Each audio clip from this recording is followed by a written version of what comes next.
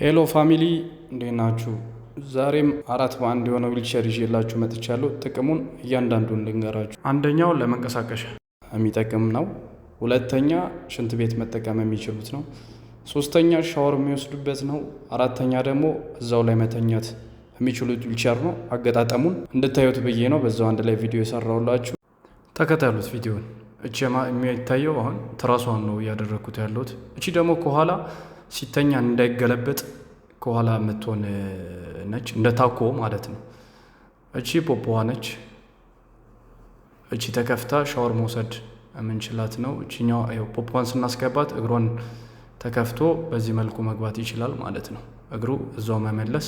ሲቀመጡ ደግሞ እቺኛዋን ቁጭ እናደርግላቸዋለን። እግሩ ከፍ ዝቅ ይላል። እዩት።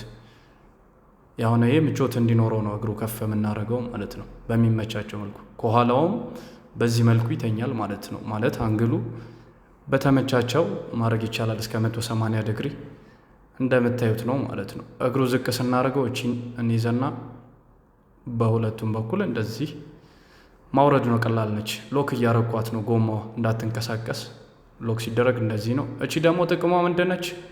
ከአልጋ ወደ ዊልቸሩ እና ከዊልቸሩ ወደ አልጋ ለመመለስ በጣም ይመቻል እና ሻወር ሲወስዱ ይመቻቸዋል ማለት ነው።